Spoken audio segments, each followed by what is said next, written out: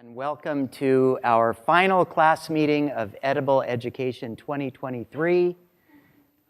It's a bittersweet moment. This has been really a remarkable semester, quite a journey we sort of brought you the who's who of food systems thought leaders at the beginning of the semester with Michael Pollan and Alice and Mary and Nessel, and we had, of course, Mas Masamoto visit us. I was thinking about my favorite classes. I really liked the raisin thing at the beginning. Did anybody remember that? Remember the whole food system in a raisin? Mindful eating. And just the last couple weeks have been really remarkable, too, with our recent graduates doing really important work to create new models that give us hope and optimism and validation that change is actually happening. So tonight's a special night.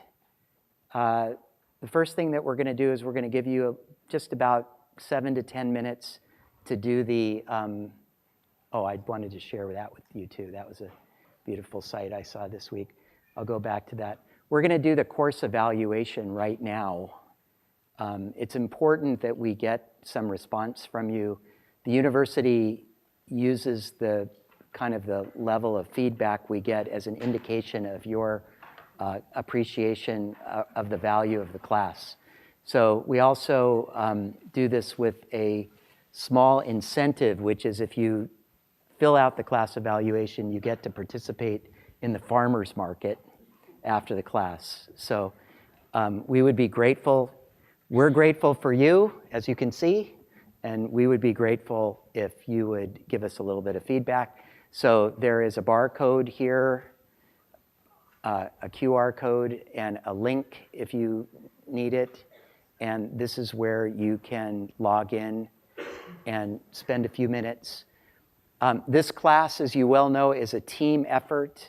It's been really curated and produced, and you have been supported through the semester by really an amazing teaching team. While you're getting this going, I just want to mention them really briefly. Jackie Song has been our GSI and has really played an important role in coordinating everything that goes on behind the scenes. Viana Pham, Anastasia Carlson, really want to thank you each for all that you've done to support us. Yeah. I want to give a special thank you to Francesca Hodges, who graduated. Yes, Francesca.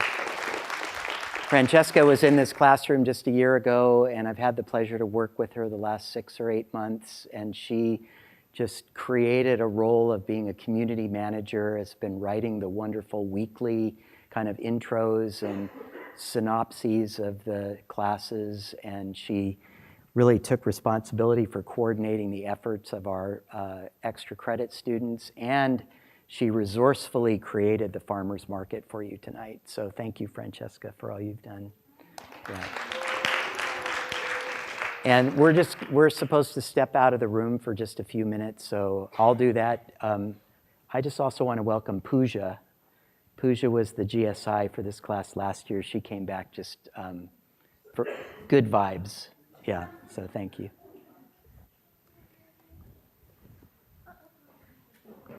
Okay.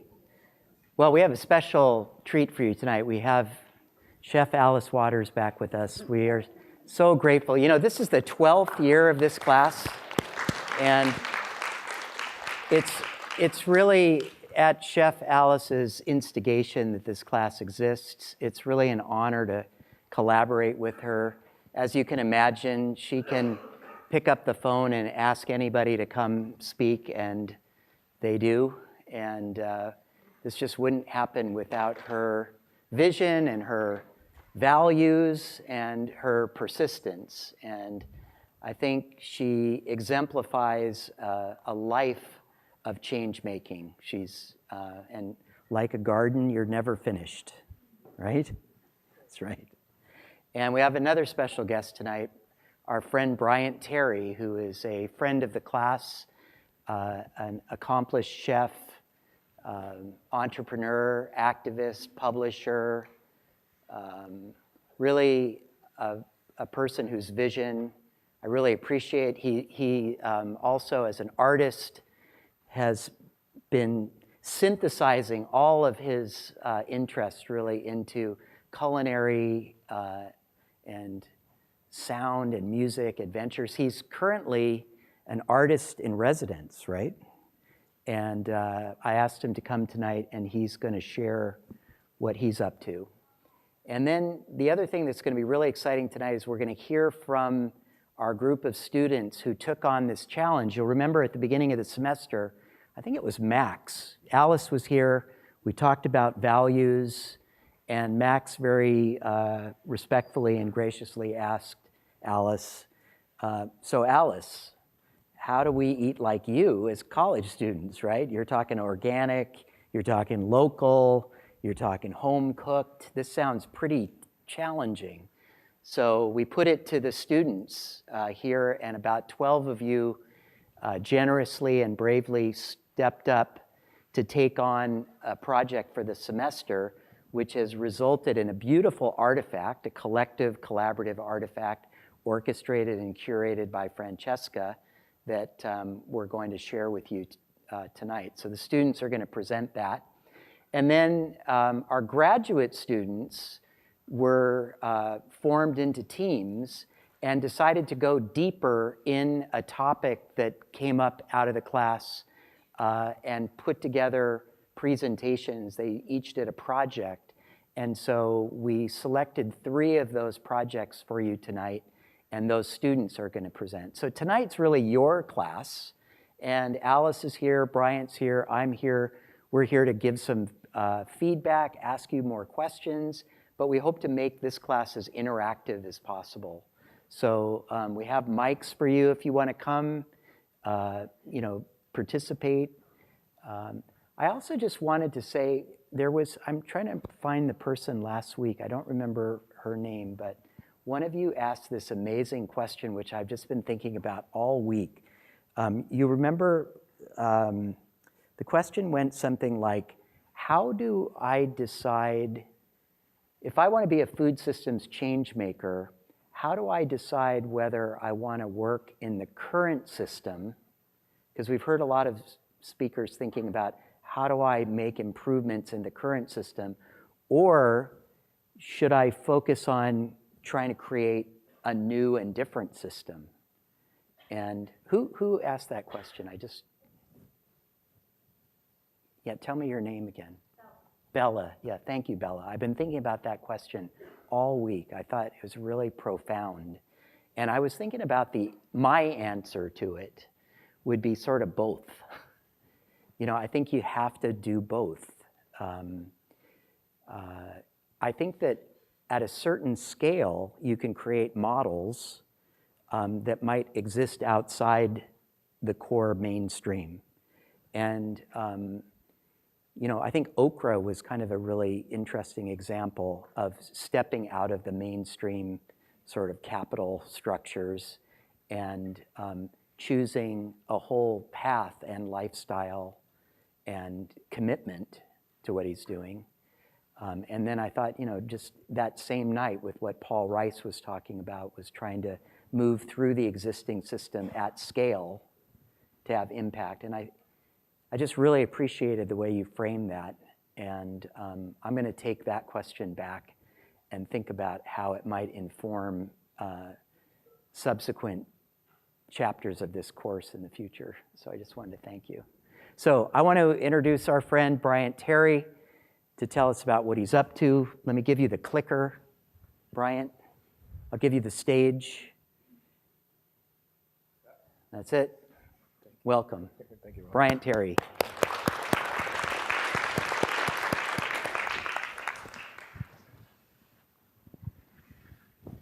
a monitor right there, too.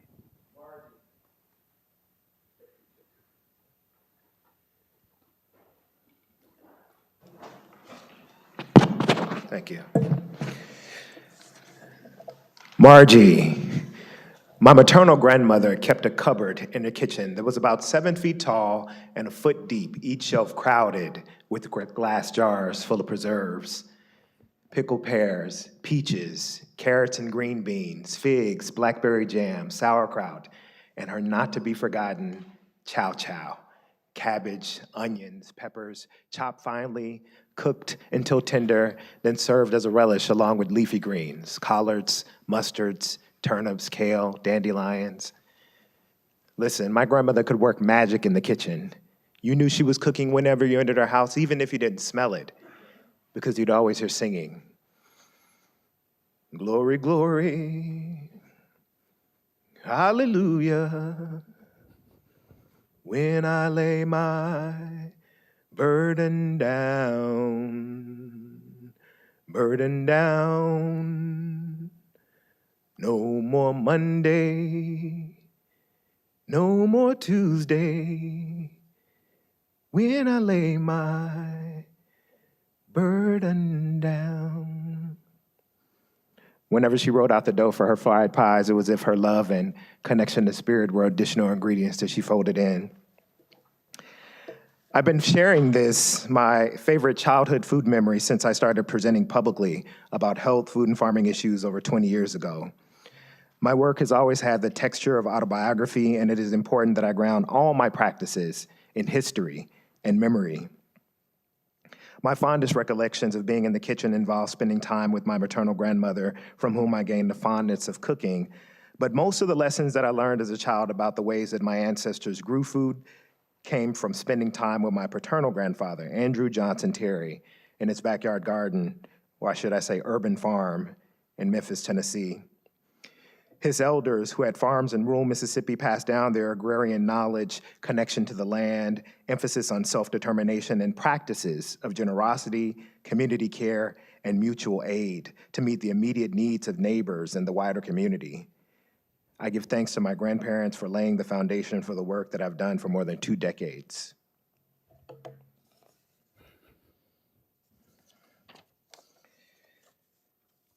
So, I'd like to talk a little bit about the arc of my journey as a chef, food justice activist, and community builder, and highlight the way in which my work has united art, culture, and social impact for more than 2 decades. But before I talk about my own work, I want to talk about 2 major influences that moved me to become a food justice activist. And by becoming a food justice activist, I mean turning into the most self-righteous, dogmatic, judgmental vegan, whatever image you have of like a finger-wagging vegan who's like telling you what to do even though they just like became a vegan last week, that was my entree into food justice activism. And I beg my parents for their forgiveness every week because they had to bear the brunt of me being a big jerk. Anyway, pictured here is the seminal hip-hop group Boogie Down Productions, who were masters at weaving in social and political issues into their music. The song Beef from their album Edutainment brilliantly describes the way in which our industrialized food system brutalizes animals, negatively impacts individual and public health, and economically incentivizes corporations to continue these violent and unethical practices. And I'll kick some lyrics from the first verse of that song, which inspired me so much. Beef, what a relief. When will this poisonous product cease? This is another public service announcement. You can believe it or you can doubt it. Let us begin now with the cow, the way that it gets to your plate and how. The cow doesn't grow fast enough for man, so through his greed, he creates a faster plan. He has drugs to make the cow grow quicker. Through the stress, the cow gets sicker. 21 different drugs are pumped into the cow in one big lump. And just before it dies, it cries in a slaughterhouse full of germs and flies. I'll stop there, it gets much more graphic. Soon after, I read The Jungle, a work of narrative fiction by Upton Sinclair in which he exposes the horrific working conditions and unsanitary state of the meatpacking industry in Chicago. So it was not a scholarly monograph or a heady intellectual lecture that radically shifted my habits and attitudes and politics regarding food. It was a song and a novel. When I ruminate on the impact that Upton Sinclair, a journalist and creative writer, and KRS-One, an MC, had on my life's trajectory, I understand them to be agents of social change. They and many other artists, storytellers, media makers, and cultural influencers served as a model for how I approach food justice activism. As a graduate student in history at NYU, my research on radical movements of the 60s and 70s led me to the survival programs of the Black Panther Party for Self-Defense, who were founded right here in the Bay Area in West Oakland, California. Two of their more than 60 programs that were aimed at meeting the basic needs of historically marginalized communities programmatically addressed the intersection of poverty, malnutrition, and institutional racism. Their grocery giveaways and the free breakfast for children program were well above their time, cutting edge, and brilliant in their response to community needs. I was also deeply moved by the artwork of Emory Douglas, the Black Panther Party's Minister of Culture. My framework for understanding cooking as a political act came from reading my advisor in graduate school, Dr. Robin D.G. Kelly's second scholarly monograph, Race Rebels, in which he examines the methods of resistance adopted by the Black working class in the 20th century to resist capitalism and white supremacy, slowdowns, theft, leaving work early, quitting on the spot. While the food justice movement engages in organized forms of resistance, I think it is equally important that we uplift and celebrate seemingly apolitical acts, such as growing food, making meals from scratch, and building community around our home tables, as highly political, dare I say radical, an industrialized food system controlled by a handful of multinational corporations who spend billions of dollars encouraging us to buy food at corporate-owned supermarkets, eat out at fast food restaurants, and stuff our faces as quickly as possible so we can get back to work. I celebrate these everyday acts of resistance and see them as an entry point into the food justice movement for everyday people. While attending culinary school, I founded Be Healthy, a community-based organization in New York City that used cooking as a revolutionary tool to politicize and train young people living in neighborhoods that suffered from food apartheid. Our goal was to empower these young people to own and drive the solutions to creating more access to healthful, just, sustainable, and culturally relevant food in their communities. In addition to imparting cooking skills and providing training in community organizing, we brought in artists from our community to work with our young people to help them create visual counter-narratives to push back against the billions of dollars that were spent by multinational food corporations to convince them to eat the worst foods and drink the worst beverages. I went on to author several groundbreaking books that combine recipes, stories, music, and art, including my latest, Black Food, which brought together over 100 creatives from the African diaspora to tell our most authentic stories about our foodways, how we've historically and contemporarily grown, cooked, and eaten food. I've collaborated with artists to call attention to our most pressing issues and offer solutions. And this three-poster series, which was created in 2009, I worked with Oakland-based artist Fabiana Rodriguez to call attention to the way that structural racism impacts the health of Black and brown communities. But I also wanted to highlight tools of resistance, ways in which communities are fighting back and creating agency to change the reality. This one looks at gardening and planting urban farms as a tool of resistance. And this one places cooking squarely in our eyes as a revolutionary tool to fight back against food injustice. As chef in residence at the Museum of the African Diaspora, I created public programming that centered people of color and highlighted food justice, climate justice, postpartum justice, and more. This was the first program that we had back in 2015, which celebrated the historical and contemporary role of Black women in the production, distribution, and consumption of Black food, as well as food knowledge, because we had a number of scholars on the panel. This was celebrating the historic work of the Black Panthers and how much it's influenced many of the current food justice activists. We actually did a lot of international programming. I brought in this collective from London, the Groundnut, to talk about the ways in which they were celebrating and centering African diasporic food in the UK. We had what I think is unprecedented, an Art, Media, and Food Justice Summit at the museum. We celebrated our LGBTQIA colleagues and brothers and sisters with our Black Queer Food panel discussion. We talked about the different ways in which Black women are creating agency through both, self-publishing, working with independent publishers, as well as multinational publishing companies. And we had the first postpartum justice summit, looking at the ways in which many of our most historically marginalized communities are suffering from, the horrible medical apartheid that we've seen historically.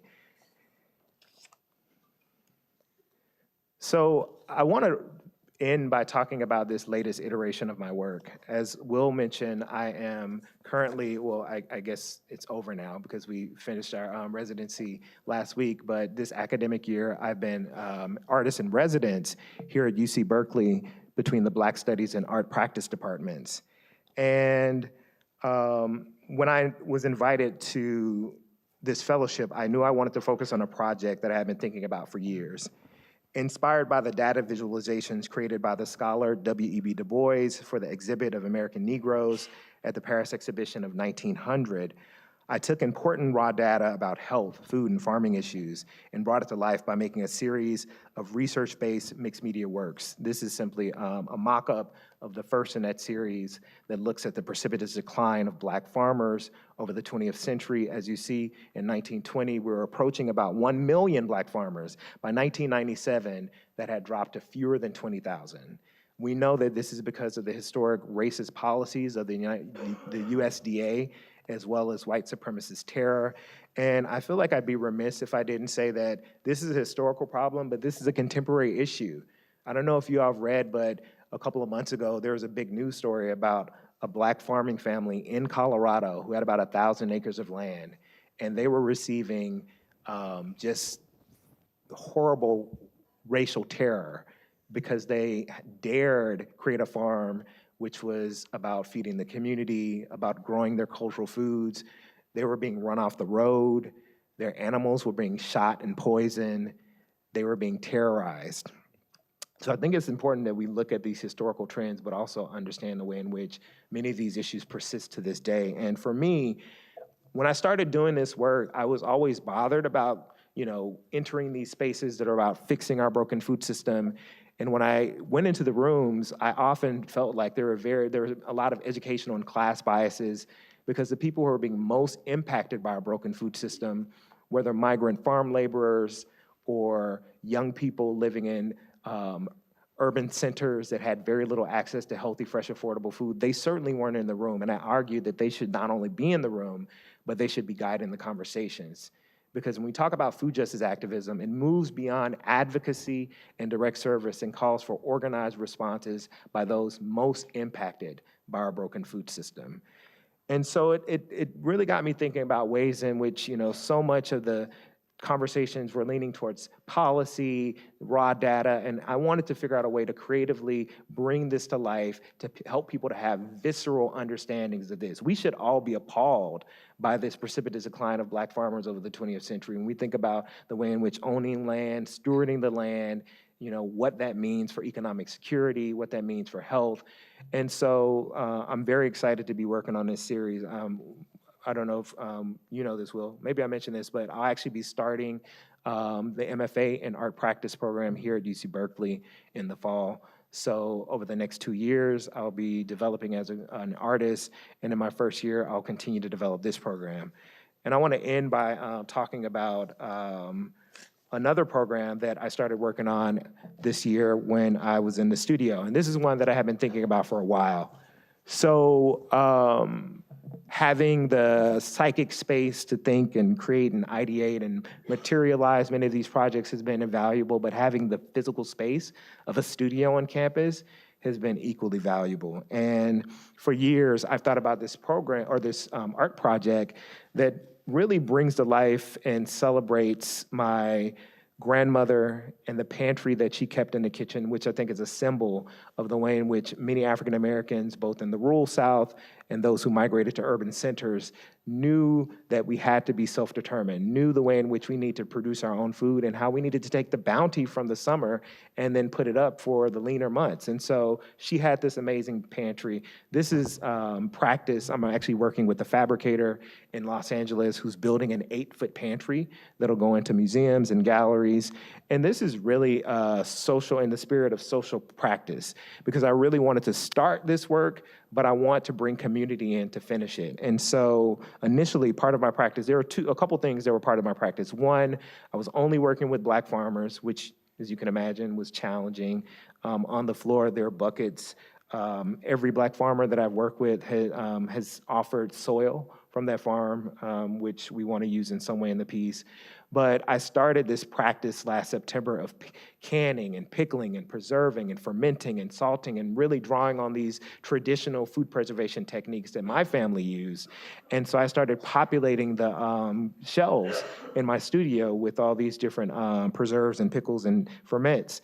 And I realized that this has to be bigger than my own practice, and I want to bring community in. And so I started asking different chef friends and community members and elders to offer their own family favorite preserves to the piece. And so what I imagine this piece doing, I see this being replicated around the country and dare I say the globe, because the carpenter that I'm working with is drawing up plans so that if we're invited to the Cincinnati Museum of Art, we can offer the plans to the museum. They can find a local woodworker who can then kind of build and replicate the model that we've created in terms of the pantry, maybe working with local wood, bringing in local chefs and elders and community members to offer their own family favorite preserves. And then we can create programming around it.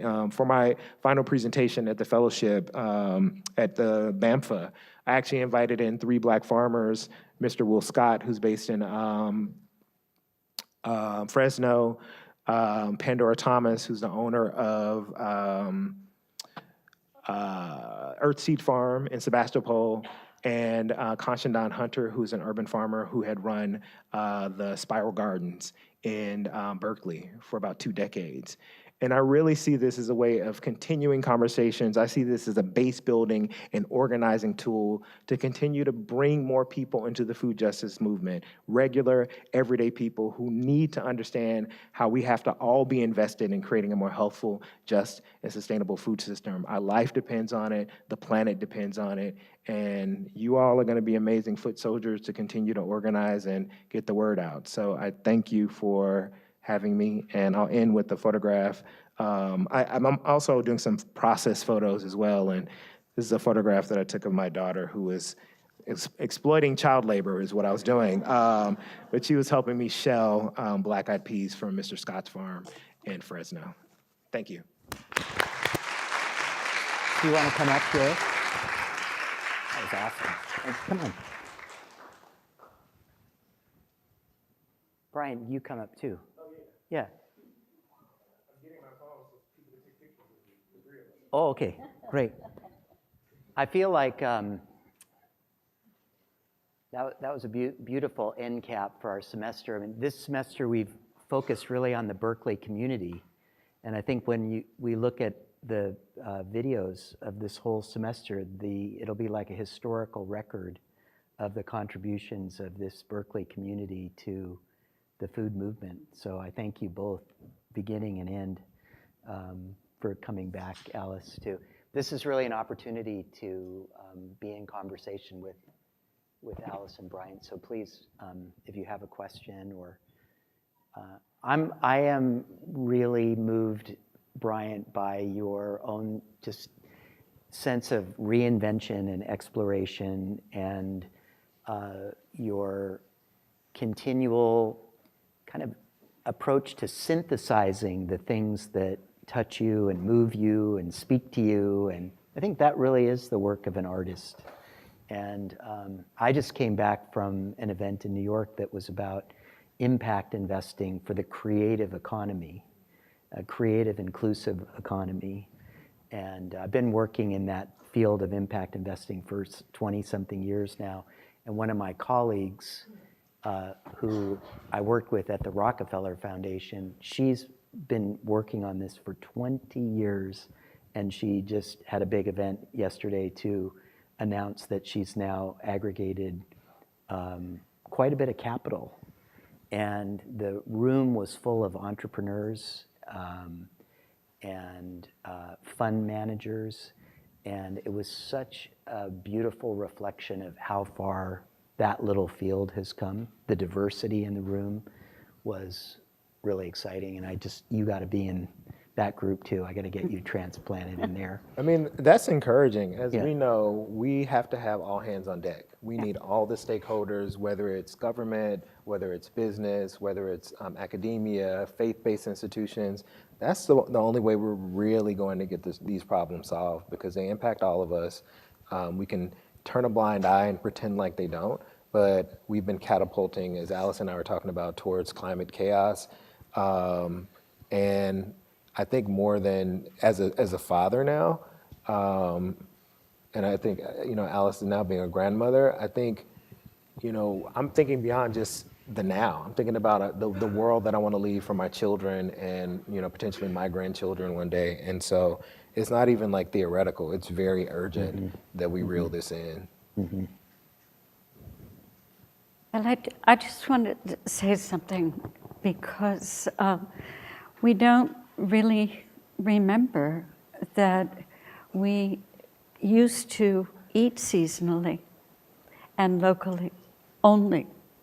That was only 60, 70 years ago, right after World War II. And so the know-how is there.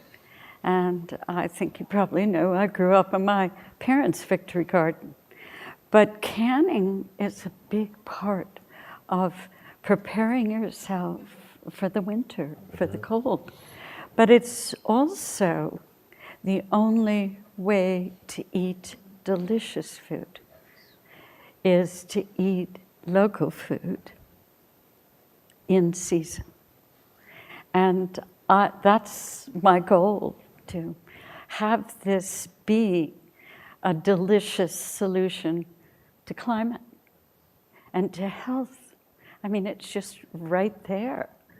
And I think if we, like this class, is bringing those ideas to the students, and we need to do that in the public school system, to use that universal place to talk about that universal thing, which is eating, and to think that we don't have enlightened people in the government. I mean, it's not very long ago that somebody thought ketchup was a vegetable. Maybe you're too young to remember that. That was with Reagan in the 70s. And we just accepted that. And it was, the school systems were industrialized like the farms. And we just didn't see it happen because of this fast food indoctrination. So but it's great. we're a small we're a small group here, relatively speaking, but there's a lot of really talented and visionary people in this class, and we wanted an opportunity. I'm so glad the two of you are here, because we want to invite up our special extra credit team. Well, the extra credit team, boy, did they get extra credit. And the credit is really to be shared. Please come down. Where are you? Where's our team? There's like 20 of you. Come on down. Don't be shy.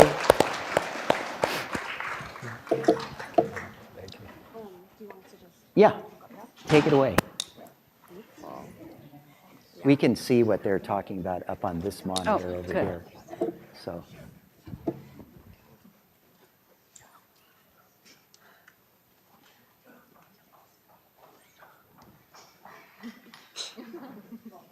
Can someone help me with this? Okay, there we go. Hi, everyone, and thank you, Bryant, Alice, and Will for giving us a lovely introduction, and thank you, Bryant, for your conversation today. So, as you all know, my name is Francesca. I'm the current communications and community coordinator here at the part of the Edible Education teaching team. And the whole teaching team and I had such a great opportunity this semester to work with so many amazing and curious students, all of you in the audience, who really wanted to take the questions and learnings from this semester outside of this auditorium and incorporate it into their everyday lives. But at the beginning of this semester, we were really faced with a lot of questions, not just from Max here, but from so many more of you, through B courses and in our inboxes, about how to embody food values in our everyday lives, especially as university students with constraints as far as resources go, whether it's time and money and energy. So the teaching team and I proposed a collaborative project opportunity to the students, and the students behind me and a few more of you who are joining us online today rose to the occasion and tried to answer the question of how to eat like Alice Waters as university students.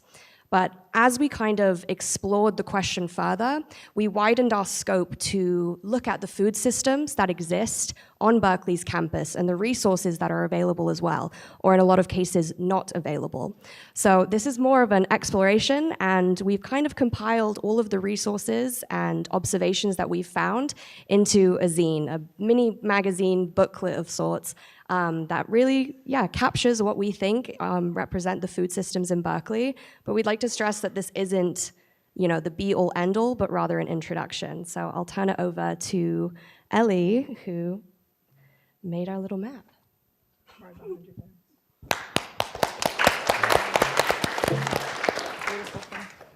Beautiful, Francesca. Thank you. Hi, everybody. My name's Ellie. I am an undergraduate sophomore and studying landscape architecture. And I had the pleasure on working on the visuals for the zine, with this map being one of them. As a team, we really wanted to make a comprehensive visual representation of Berkeley's food systems, and what resources we have available as students. And so a lot of what you already know and love is represented here, such as like our supermarkets, our farmers markets. But we also made an effort to include some underutilized resources, such as the green space at Berkeley and public fruit trees, public gardens, and most importantly, in my opinion, is food insecurity services, both on campus and off campus. We also really value accessibility, and with that in mind, added all the bus stops and bus paths and even walking paths for places on the map of Berkeley. And lastly, I hope that this visual can really inspire us to explore, but also really question the food resources that we have here at Berkeley and on campus. Thank you. And now I will pass it over to Jane. Hello. Hi, I am also an undergrad. My name's Jane. I'm a junior and I'm studying art history. So doing this project, speaking with Alice and talking to the group about just like these values, obviously there's like locality, seasonality, sustainability, but a big value that we kept coming back to was community and the value of eating with others and cooking with others. And speaking to Alice, and we all kind of agreed that like when you cook and eat with others, it's like immeasurably more enjoyable experience. And it really like, at least for me, it made me love eating and cooking and just doing it with others and having these experiences. And we saw this to be really true when we talked to people in co-ops who have like a really expansive communal eating and cooking system. I spoke with someone in Hoyt named Jojo, and they just spoke about how doing the food shift and cooking together was just like a really great experience, and they were able to eat different cuisines and different foods and fresh food that they wouldn't necessarily be able to do if they were living on their own and cooking on their own. So that was really cool. But not everybody lives in a co-op, so we also wanted to highlight ways where people can eat communally without access to a co-op, or if your friends don't want to cook with you. So we put 2 pages in the zine, which you can read more about at the Basic Needs Center, where there's this whole community eating series run by 2 students, Sierra and Kat, and they run these dinners once a month, and yeah, it's really cool. It's free. Anybody can go, and it's a great way to eat with others, eat fresh, home-cooked food. And so you can read more about it in the zine, but I recommend you all go. Sierra's my friend, and she spends a lot of time on it, so I think it's a really great thing. And yes, I will now pass it to Phoebe.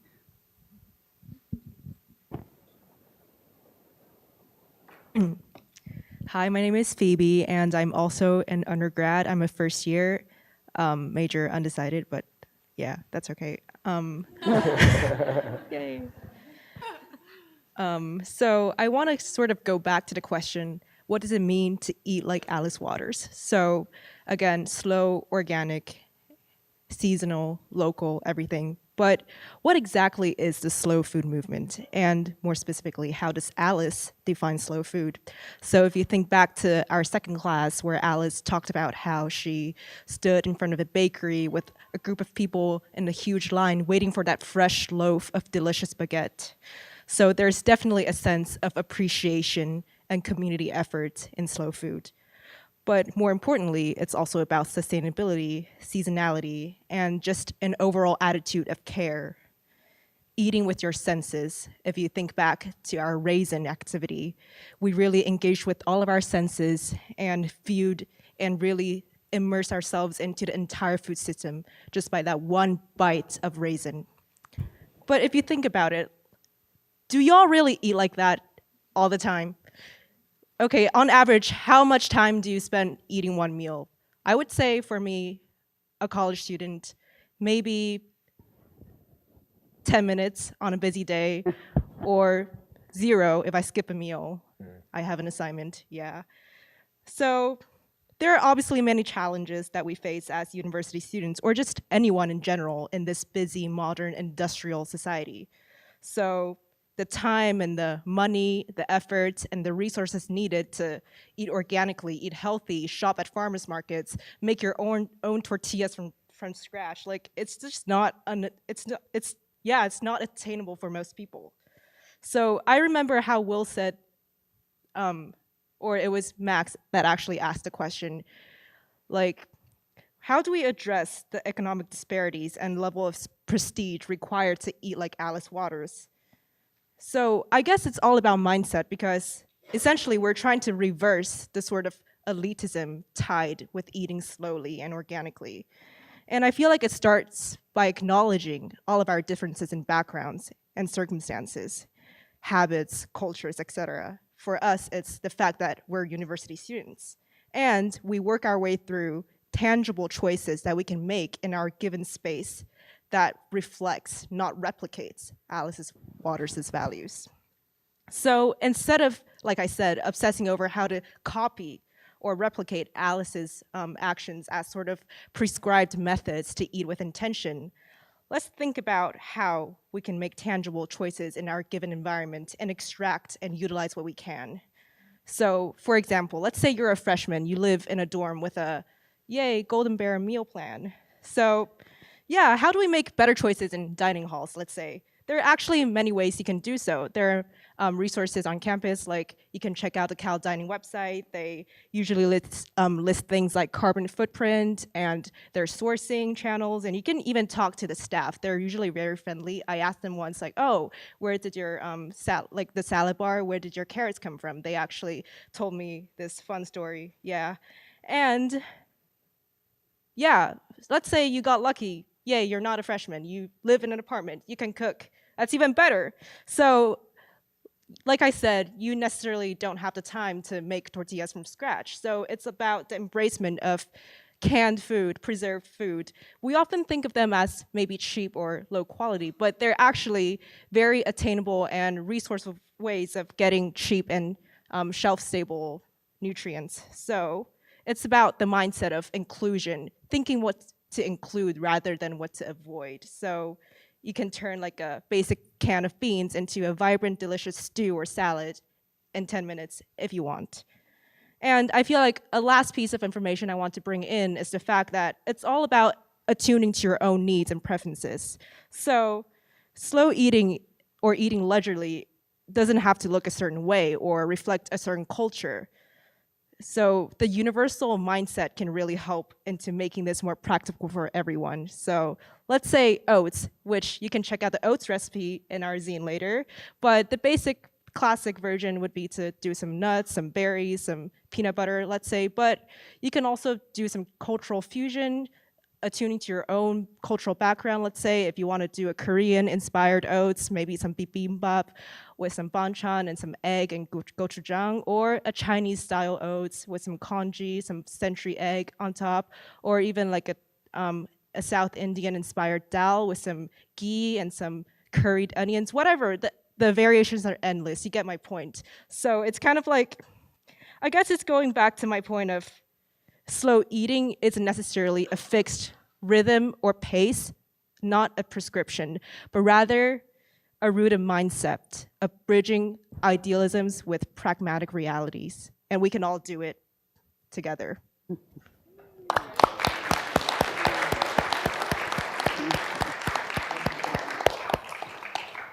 Hi, everyone. My name is Catherine. I'm an undergrad here, a fourth-year business student. And on this project, I worked a lot on the costs, built out a budgeting spreadsheet. I don't know if that made it in here. And I wrote one of the oats recipes here. But essentially, next steps, we really wanted to emphasize that this zine that we made is really just the first step in a lifelong journey that we hope a lot of you will embark on. I think I can speak for all of us when I say this class has really given us so much to think about. I know for me, I never thought food systems could go in so many different directions. But we really do want to emphasize that this zine is not a final answer to the question of, how can we eat like Alice Waters, although it's very aspirational, and I hope to do that one day myself. We really want to prompt you to continue asking questions about our food systems, to continue to stay curious, and to continue educating not only yourselves, but your friends and family, just general community members, about all the different things you've either learned in this class or whatever inspiration you can take from our Foodscapes zine. And so thank you, everyone.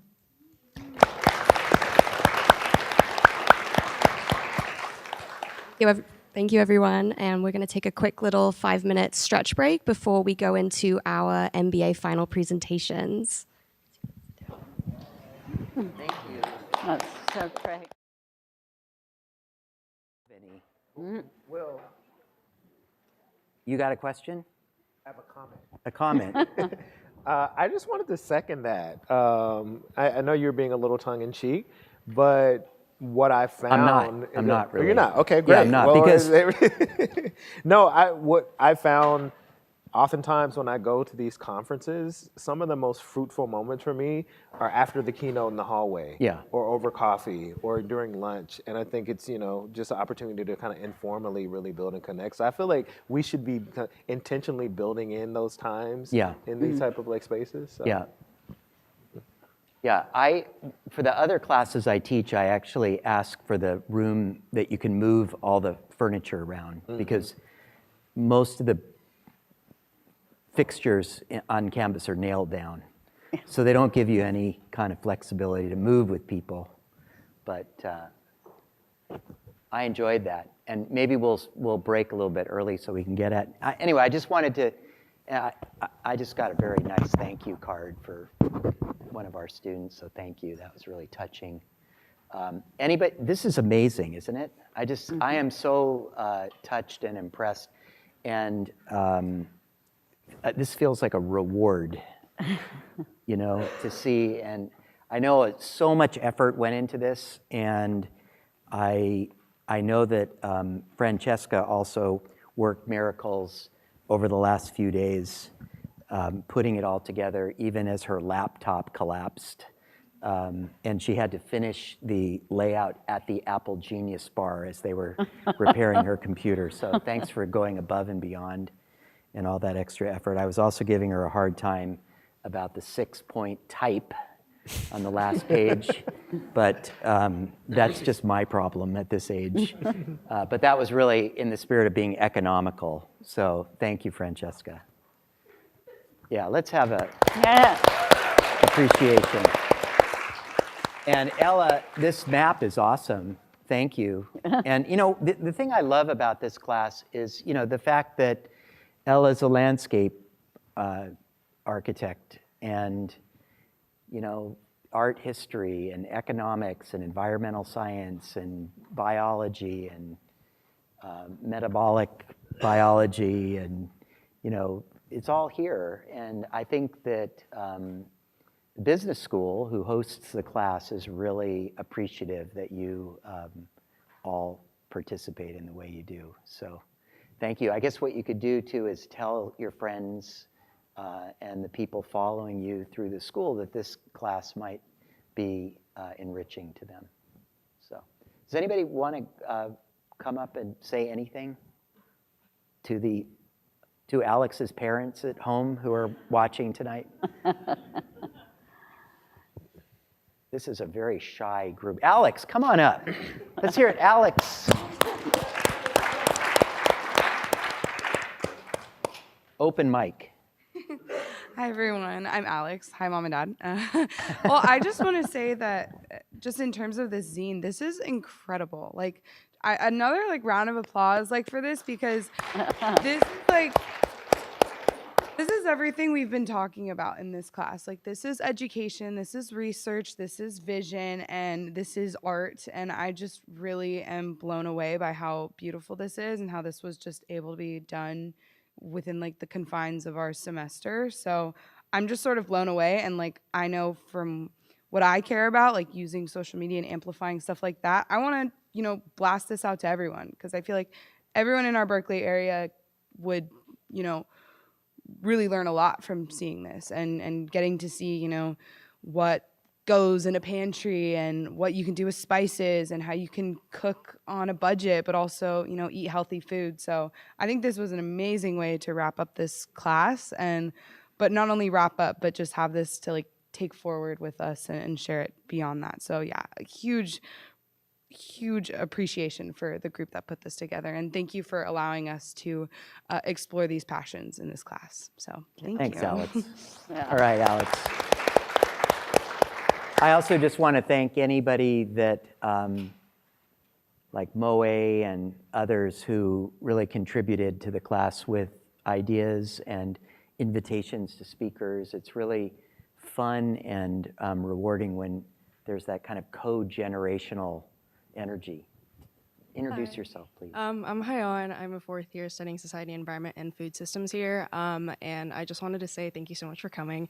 I feel like the way that you spoke about everything throughout the semester, I feel like I've really solidified my personal journey in food systems. And I think the way you talked about how important history is in your personal journey and exploring why it's important to continue dedicating time and effort to farming and like your family.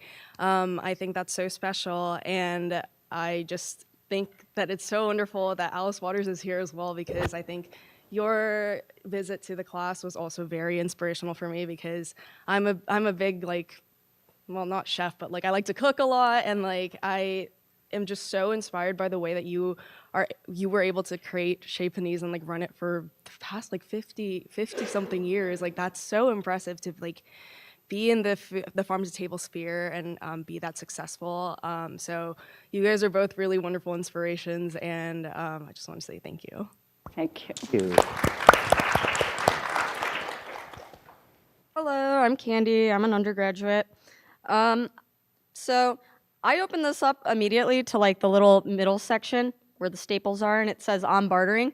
And kind of reminded me of something. I'm going to be moving to Denver next month, so I obviously can't do this in this community since it will no longer be local. But I thought it'd be a very interesting idea if we took like the food bartering kind of commentary right there, and it'd be cool if somebody set something up at like a local's farmer market so that like they could take surplus food they get, stuff they get from a pantry, and make like a food exchange or a donation that's not just like at some random book exchange in the middle of a neighborhood.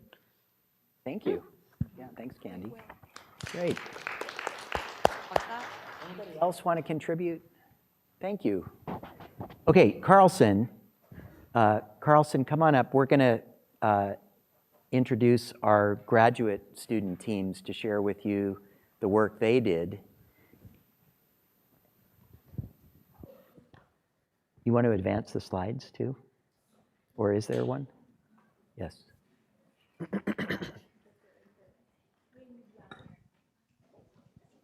Come on down, graduates. Hi, Alex. Jeffrey. Hi. I think it should work now. Okay. Hi. I'm just going to set the stage for us quickly, if that's okay. So I'm Carlson, part of the teaching team, and I thought I would just give everyone a quick intro to what the graduate students in the room were doing over the last few weeks as part of their final contribution to Edible Ed. They divided themselves into teams of 4, and they collectively decided on a change maker. Could have been an individual or an entity, and they spent the last few weeks dissecting that change maker's vision and stated idea for impact, understanding the landscape around that change maker, and then also analyzing that change maker's strengths, weaknesses, opportunities, threats, and predicting what the future looks like for them against the backdrop of the wider food system and some of the dynamics at play that we've been exploring throughout the semester. So I'll introduce our first team. You'll get to hear about some of what they learned, and then the next team will be California Food as Medicine. So you all can just come up once they finish. Thank you.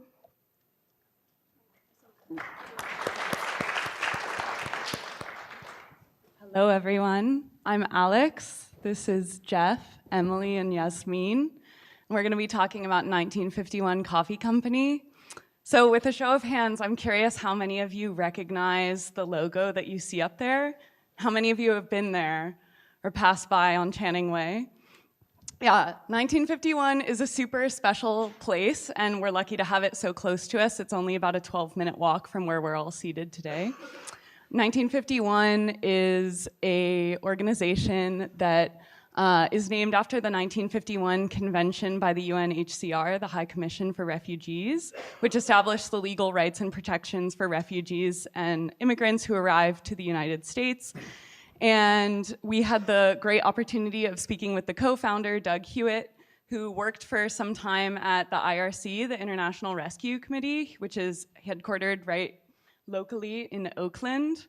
And through that work experience, he learned a lot about the unique challenges that refugees face when they're trying to access employment in the United States. And through that educational experience, he decided to create or co-found an organization that not only offers delicious coffee and has this, great storefront in which a lot of us probably study, but also they have a pretty extensive job training program, and they see themselves as a launch pad from which recently arrived people from around the world with limited English language skills can learn English and gain experience in formal employment in the United States.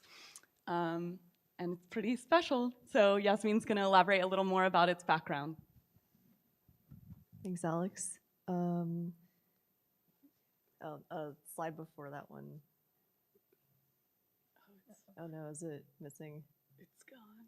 Oh no, it's gone. Oh no. Well, okay, we're just gonna. Okay, I'll just talk about it. Improvise. I'll talk about it. So, so a little bit of background, a little more background about 1951. They make resources accessible to refugees that are normally out of reach due to structural and systemic barriers. Some of the main challenges that they face are high attrition rates due to the nature of their job training program and stiff competition from the other cafes in the Bay Area. However, 1951 is in Berkeley, which, as we know, is a diverse town with a high demand for coffee. The company's training program and business model are also easily adaptable for expansion into other cities in the future, which we talked to a little bit about with Doug when we interviewed him. The 4 of us met at a cafe in Berkeley and reflected on their role as Sorry. Okay. I did not realize that I was. Okay, so the four of us met at a cafe in Berkeley and reflected on the company's role as a safe haven for refugees, a community resource, and on a larger scale, an advocate for change. And we discussed the power of coffee to bring people from different cultures and backgrounds together. And Emily will talk a little bit about industry landscaping. Thank you. So 1951 is a nonprofit organization that operates within the coffee industry. And they identify as a social enterprise. So you can see here on the food map that they fall within both the economic system and also the social system. And so they operate quite differently from normal coffee companies like Starbucks or Peet's. And so their business strategies, their operations, and their organizational outcomes are quite different from the traditional for-profit coffee company. And 1951 measures their success on a double bottom line system, so they have both financial and a social impact, making them a company that earns revenue, but also raises external funds to cover their job training program for refugees. And 1951 situates itself uniquely within this growth space of the luxury coffee industry by having a clear market position and a multi-skilled and flexible workforce through their mission-based work and long-term investment in their employees. And I will pass it off to Jeff for the SWOT. Thanks. Okay, so this is just a high-level overview of our SWOT analysis as well as some predictions for the future. The primary strength that we identified is through their diverse workforce that celebrates the unique experience of the refugees. This is really apparent when you go into the cafe. When you visit the cafe, it's very different in a very, very good way. The vibe is like amazing, and it's like very conducive to like having meetings or doing your work, which really sets it apart from other coffee shops that I visited. We mentioned Starbucks and Peet's. It's very different and very, very good. So from our conversations with Doug, one of the co-founders, we discovered some of the challenges that we're having. One of them is staffing. It's because of the nature of their structure, employing refugees, they have different levels of English proficiency as well as different proficiencies in business. So that can be a little tricky. They also have challenges employing administrative staff in the Bay Area just simply because of the cost of living here. Some of the opportunities within the market, they sort of lend themselves to the strengths of 1951. The market is looking for this unique experience. Customers are looking for this unique experience, and that's something that's hard to find, which is something that we believe that is a competitive advantage for 1951 coffee. The threats that they face have to do with sort of instability in the US in terms of spending, inflation, supply chain volatility, and perhaps rental prices. We believe, however, that 1951 is well positioned to offer a distinct cafe experience to their customers by leveraging the staff's diverse experiences and backgrounds. They will face challenges, however, due to rising rental prices and fluctuations in spending patterns. So that's just the overview of 1951. If you haven't been there already, please go visit. They are a great organization. They have yummy coffee, yummy drinks, and they're doing something really great in the world. So thank you.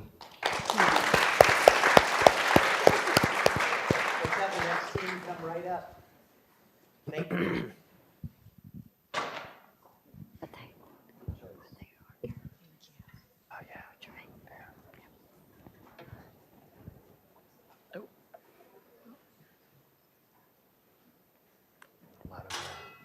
Hi everyone, I'm Miyako.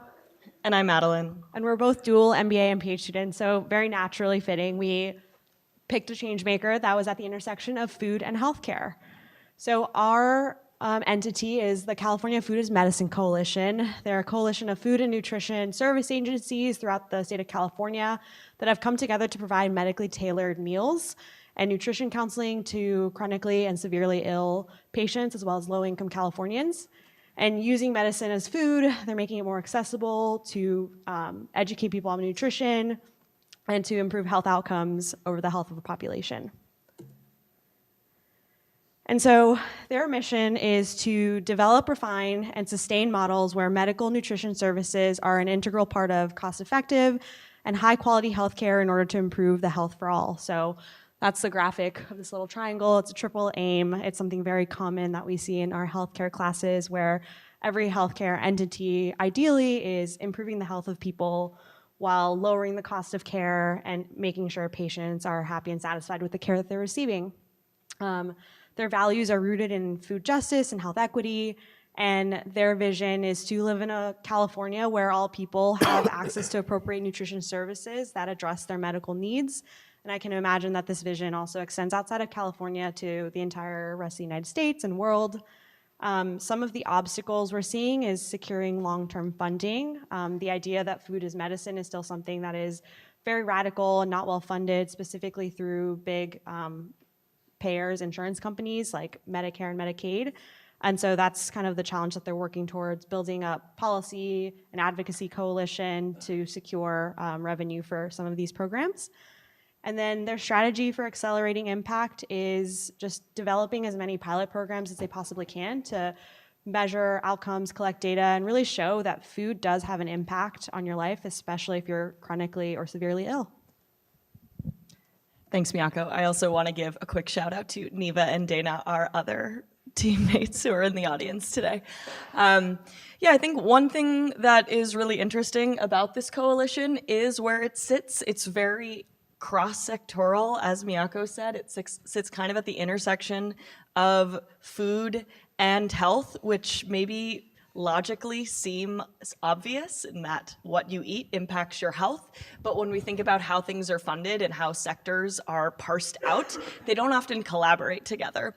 So, for example, the way that the California Food is Medicine Coalition is funded today is actually through Medicaid, which is the form of health insurance funded and administered at the state level that's for low-income citizens as well as disabled folks. So yeah, I think it's a really impressive showing of, collaboration across industries. And it's coming at a time when we need it more than ever. As we've talked about a lot in this class, climate change is posing a serious threat to accessing affordable and nutritious foods. We're seeing the creeping up of food apartheids, as we heard about earlier today.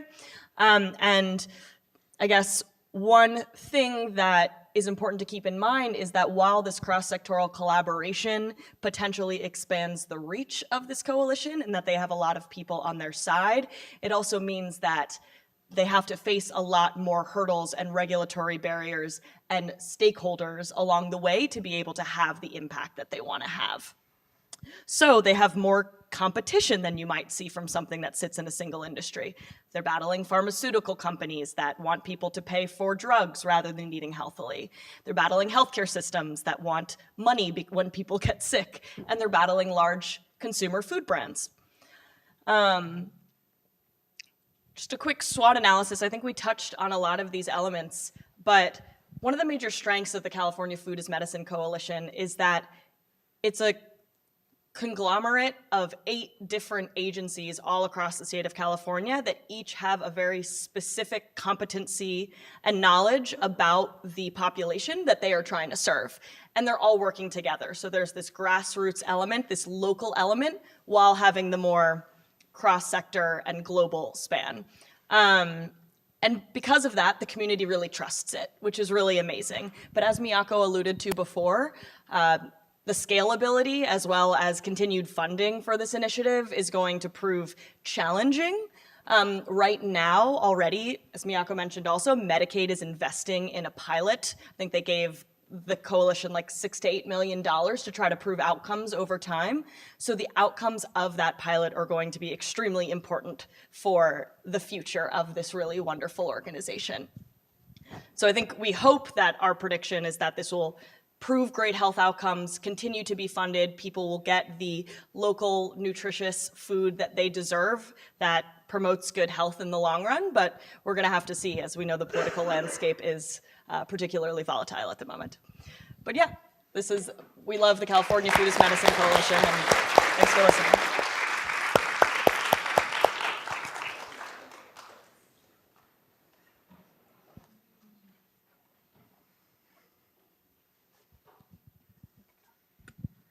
right. Hi. We chose to do our presentation today on Vital Farms. I'm Alex. I'm an MBA, along with my team here of also full-time MBAs.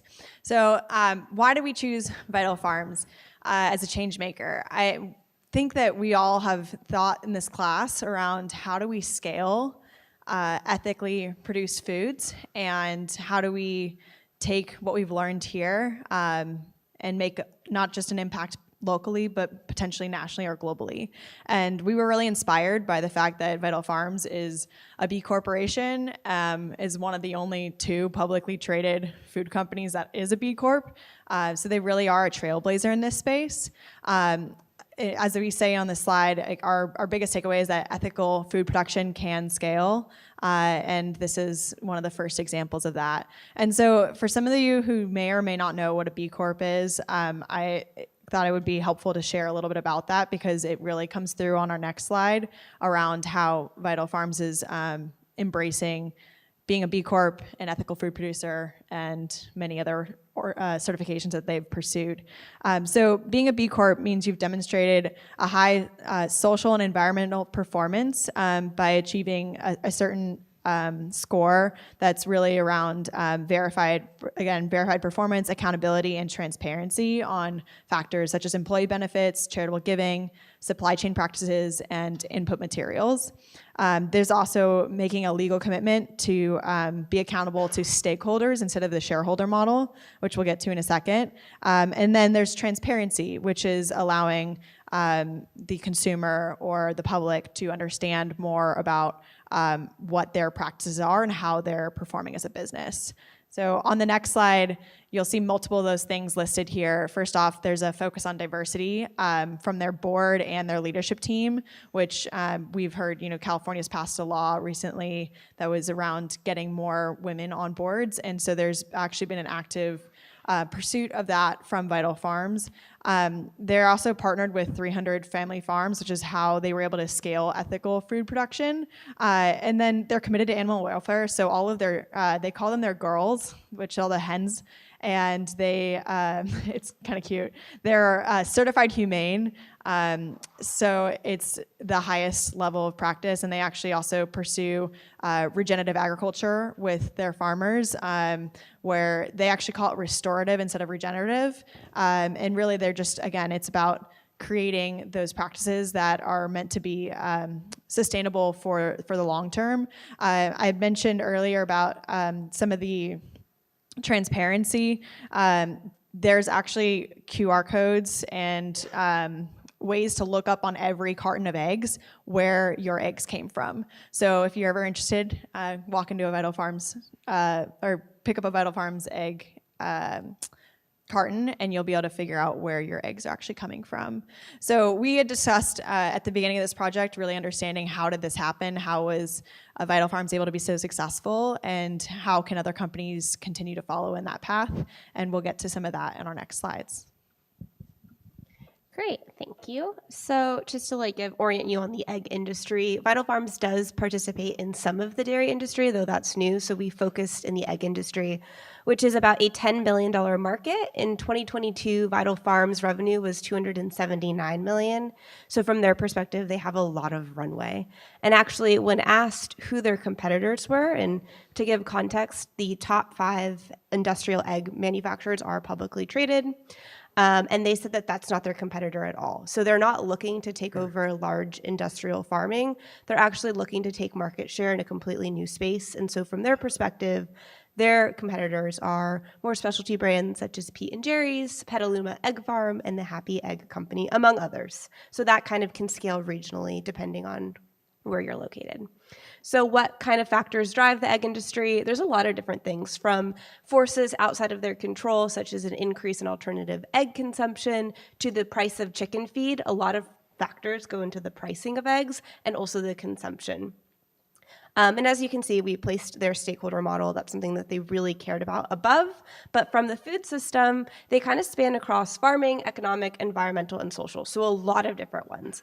Farming is how they really care about their farmers' well-being, and also the plant workers of the packing. Economic is from the shareholders' perspective, as well as the consumer and supermarket. The environment is the hens, or the girls, as they call it, as well as the land. And finally, social, they do have to answer to both consumers and animal activists, such as PETA. And I do encourage you to kind of look up some of the issues that have come up from that perspective. Okay.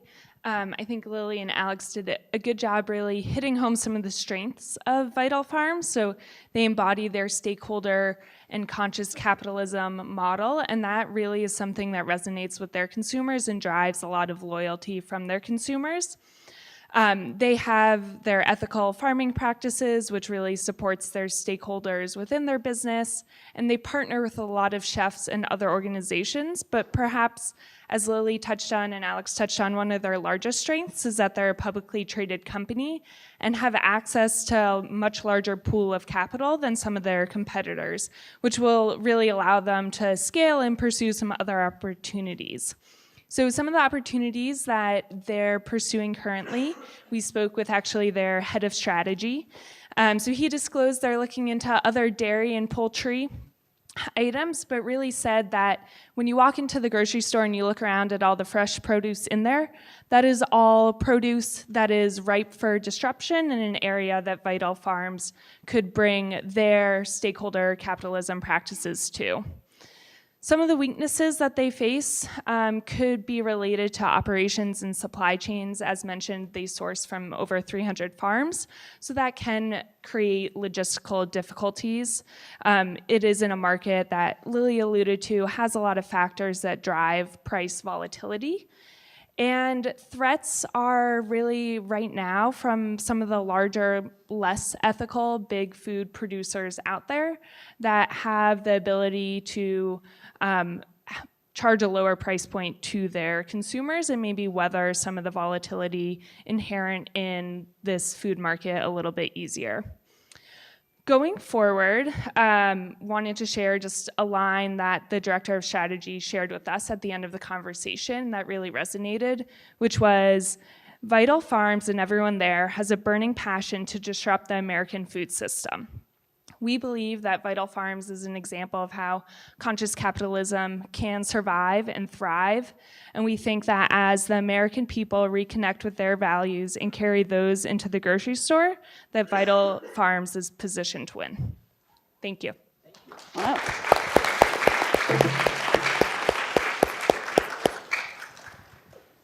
Okay, well, thank you. I think that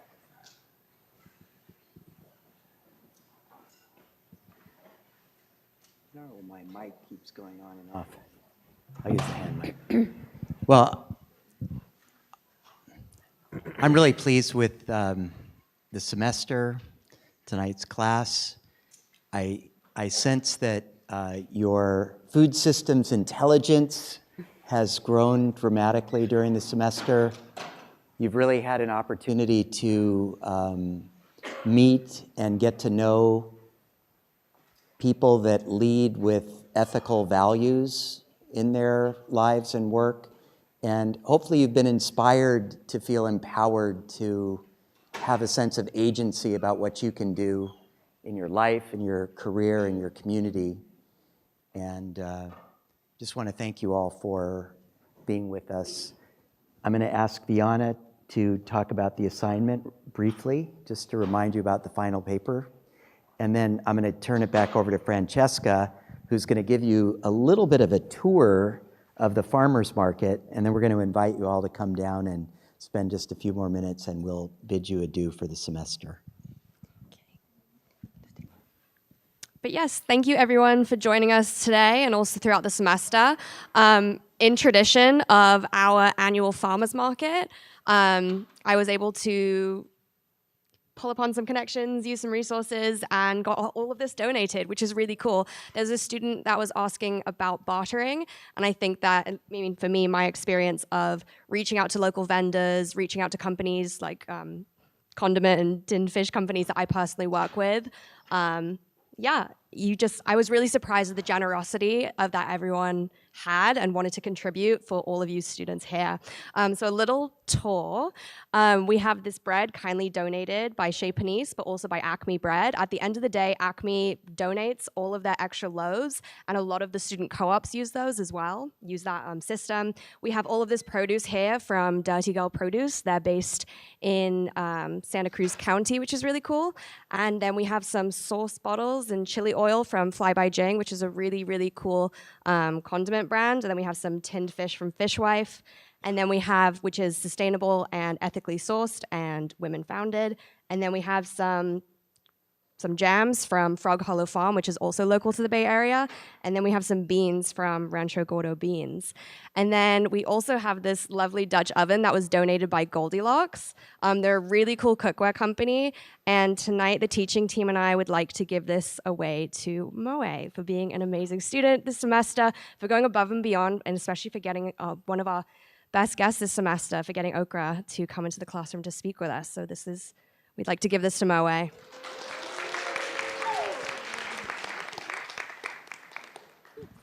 And Goldilocks is going to send us a promo code for the whole class, so I will send that out over B courses, as well as some of the other things. And also, one more important thing is all the produce was also donated by the Feed app, which is an app you can get on your phone. It's a food delivery service in San Francisco and Sacramento as well. So thank you to all of those sponsors, and thank you also to the Berkeley Changemaker Fund for providing the grant and the stipend for us to get the zine printed. So I think we'll call you up maybe in sections, or it can be a frenzy. And just be mindful, like the kale and everything comes in a bunch. Maybe just don't take the whole thing. Come up. Yay!